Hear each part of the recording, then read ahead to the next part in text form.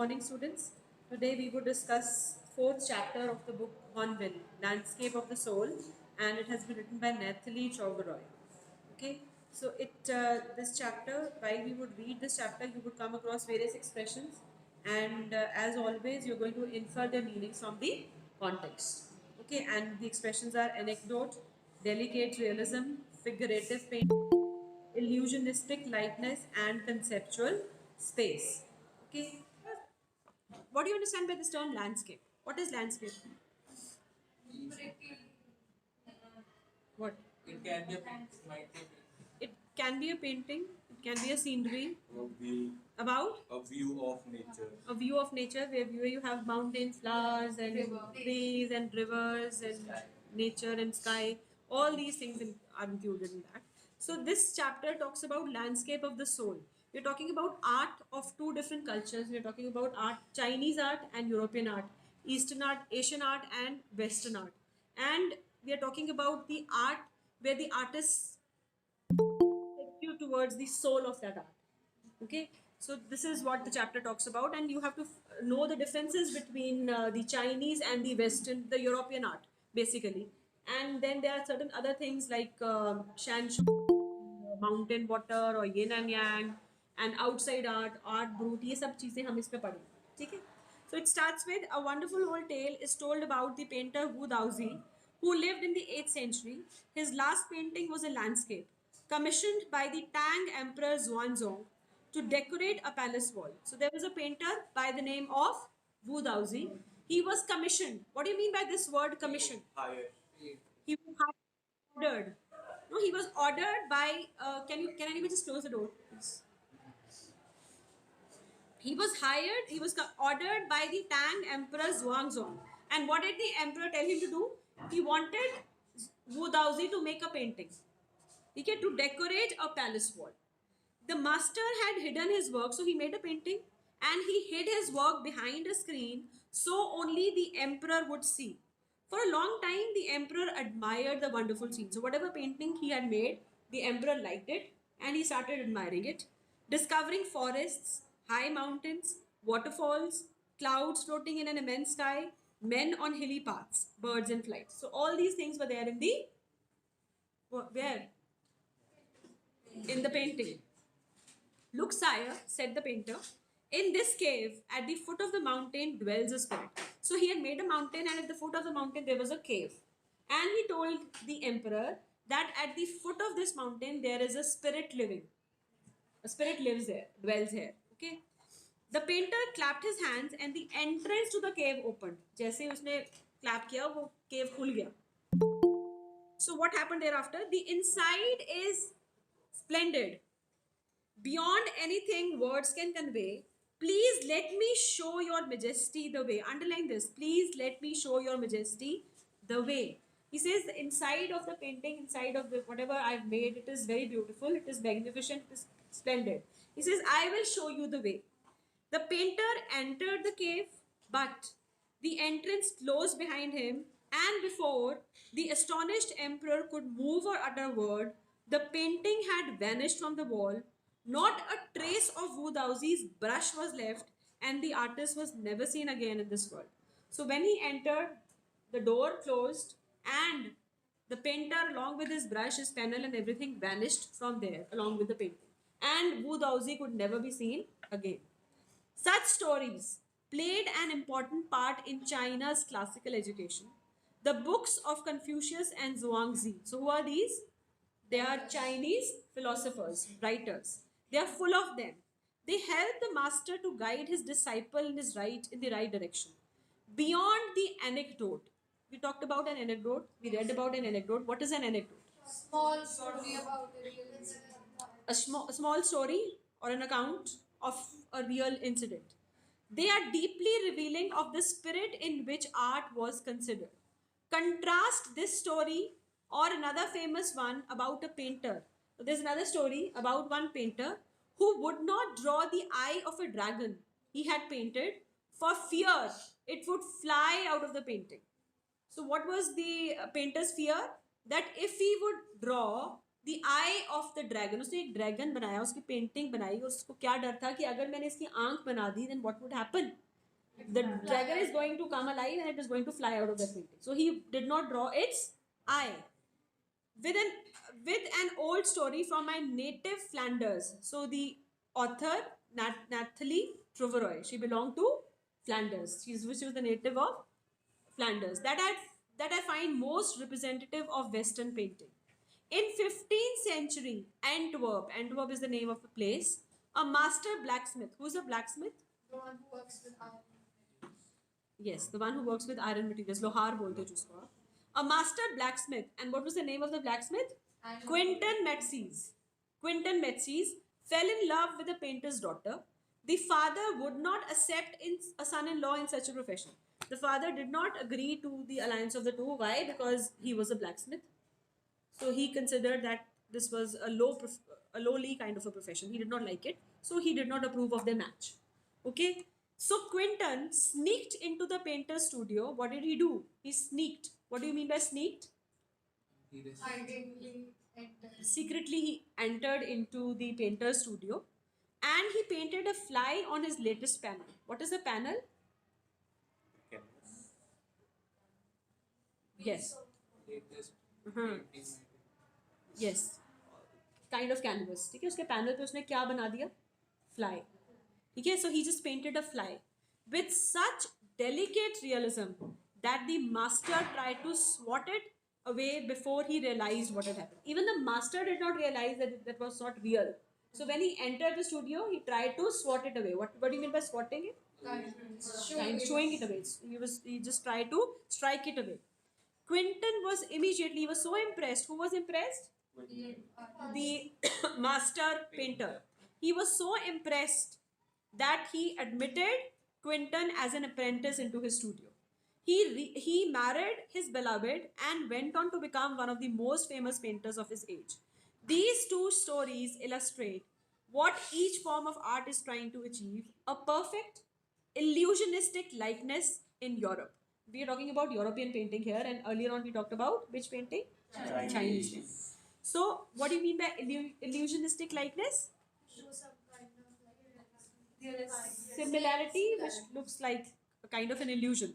The essence of inner life and spirit in Asia. In the Chinese story, the emperor commissions a painting and appreciates its outer appearance, but the artist reveals to him the true meaning of his work. What had the artist said? The emperor may rule over the territory he has conquered, but only the artist knows the way within. Let me show you the way.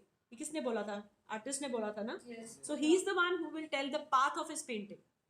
Okay? The Dao, a word that means both the path or the method, and the mysterious works of the universe. The painting is gone, but the artist has reached his goal beyond any material appearance. A classical Chinese landscape is not meant to reproduce an actual view, as would a Western figurative painting. So underline this: the basic difference between Chinese and Western painting. It is not meant to reproduce an actual view. Whereas the European painter wants you to borrow his eyes and look at a particular landscape exactly as he saw it from a specific angle. So European painter क्या चाहता है कि जिस angle से वो देख रहा है, जैसे उसने बनाई है, जिस एंगल से वो देख रहा है, आप भी उसी एंगल से देखो.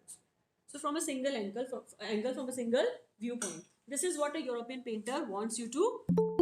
The Chinese painter does not choose a single viewpoint. His landscape is not a real one, and you can enter it, then travel in it.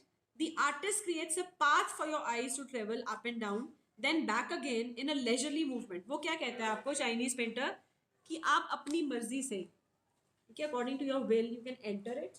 I will just tell you the path. You see it, you visualize it from any point of view, not just a single point of view. Okay. This is even more true in the case of the horizontal scroll. एक horizontal scroll होता है, आपके सामने मैं कोई horizontal scroll दूँ, उसको मैं धीरे धीरे खोलते जाऊँ, ठीक है, तो वो आपको पता नहीं चलेगा ना जो पार्ट हिडन है कि उसमें क्या है. So a Chinese painting is like that. It is more true in the case of a horizontal scroll, in which the action of slowly opening one section of the painting, then rolling it up to move on to the other, adds a dimension of time which is unknown in any other form of painting. It also requires the active participation of the viewer. European painting में ऐसा नहीं है, क्योंकि वो आपको एक single view point दे रहा है, जैसे कि उसने बनाई है वो चाहता है आप भी उसी तरह से देखो, मगर एक्टिव पार्टिसिपेशन किस में चाहिए आपको? चाइनीज में, ठीक है. It also requires the active participation of the viewer, who decides at what pace, what is pace? Speed. At what speed he will travel through the painting. A participation which is not only physical but also mental. The Chinese painter does not want you to borrow his eyes. He wants you to enter his mind. The landscape that he creates is an inner one, a spiritual one, and conceptual space. So it's a very complicated one. It is not that simple. You can explore it in various ways, and it is related to an idea, abstract idea, a concept. Conceptual matlab it is related, it is not real but related. Yes, concepts, facts, and ideas. The concept is expressed as shan shui, literally meaning mountain water, which used together represent the word landscape. More than two elements of an image, these represent two complementary poles reflecting the Taoist view of the universe. So if you are asked a question, what is the Taoist view of the universe? उसमें दो चीजें हैं, mountain water. Mountain क्या है? Mountain is yang, reaching vertically upwards towards heaven, which is stable, warm, and dry in the sun, while the water is yin. Mountain water बताया ना मैंने आपको, अभी बताया है. Mountain is yang and water is yin.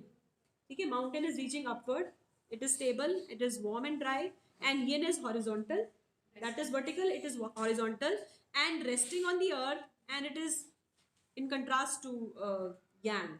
ये fluid है, ये moist है, वो dry है, ये moist है, वो warm है, ये क्या है? Cool है. Yes. So the interaction of yin, इनकी interaction जो है yin और yang की, yin is the receptive feminine aspect of universal energy, and its counterpart yang, active and masculine, is of course a fundamental notion of Taoism. What is often overlooked is an essential, this is very important, underline this. What is overlooked is an essential third element, the middle void, where their interaction takes place. किसकी interaction? yin और yang की. Interaction कहाँ पे होती है? Middle void में. That is very important. This can be compared with the yogic practice of pranayam. प्राणायाम में आप क्या करते हो? योगा करते हो. प्राणायाम में क्या करते हो? You breathe in, then you retain your breath, and then you exhale, then you breathe out. तो वो जो retention of breath है ना, that is compared to middle void. And that retention is very important because the middle void is very important because it is there that the meditation takes place. Okay? So he says this can be compared with the yogic practice of pranayam. Breathe in, retain, breathe out. The suspension of breath, retention जिसको बोल रहे हैं, retain को बोल रहे हैं, that is the void where meditation occurs. The middle void is essential. Nothing can happen without it. Hence the importance of the wide unpainted space in Chinese landscape. This is also where man finds a fundamental role.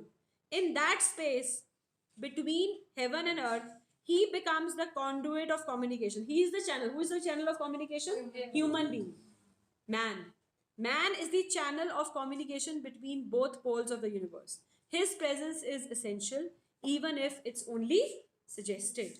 Far from being lost or oppressed by the lofty peaks, he is, in Francois Cheng's wonderful expression, the eye of the landscape. If it is not real, it is only suggested as an abstraction. Okay, in the painting it is only suggested. Okay, so there's another thing. This is an article that was published in Hindustan Times on 28th of August 2005, and it was written by Brinda Suri. It is getting inside outsider art. So you would read about various terms which mean the same: outside art, raw art, art brut. So these are one and the same things. And what does it mean? When French painter Jean Dubuffet mooted the concept of art brut, when did he gave this? When did he give this concept? In the year in 1940s. The art of the untrained visionary was of minority interest. उस time पे इस art brute outsider art में लोगों को ज्यादा interest नहीं था. ठीक है, it had only minority interest. From its almost veiled beginnings, outsider art has gradually become the fastest growing area of interest in contemporary art internationally. This genre is described as the art. ये outsider art क्या है? इसकी definition क्या है? It is the art of those who have no right to be artists. Now, why has he kept it in inverted commas? No right का मतलब ये नहीं है कि उनका हक नहीं है. इसका मतलब ये है कि उन्होंने कोई formal training नहीं ली है. ठीक है? So that is why no rights is within inverted commas. So he says, who have no right to be artists as they have received no formal training, yet they show talent and artistic insight. Still they have a lot of understanding about art. ठीक है, उनकी understanding बहुत ज़्यादा है. They have deep understanding about art. ज़रूरी नहीं है artist बनने के लिए आप formal training लो. ठीक है, this is what he means to say. Their works are a stimulating contrast to a lot of mainline offerings. Around the time Dubuffet was propounding his concept, कौन सा concept? Art brut, outsider art. In India, an untutored genius was creating paradise. Years ago, the little patch of jungle that he began clearing to make himself a garden sculpted with stone and recycled material is known to the world today as the Rock Garden at Chandigarh. Its 80-year-old creator-director, Nek Chand, is now hailed as India's biggest contributor to outsider art. So if you get an MCQ about who is India's biggest contributor to outsider art, it is Nek Chand. The 50th issue, Spring 2005, of Raw Vision, a UK-based magazine, pioneer in outsider art publications, features Nek Chand and his rock garden sculpture Women by the Waterfall on its anniversaries issue cover. ठीक है, तो ये जो Spring 2005 क्या है? एक UK based magazine है. उनके उसके cover page पे कौन है? Nek Chand and his creation. The notion of art brut or raw art, or you can also say outsider art, it was of works that were in their raw state as regards cultural and artistic influences.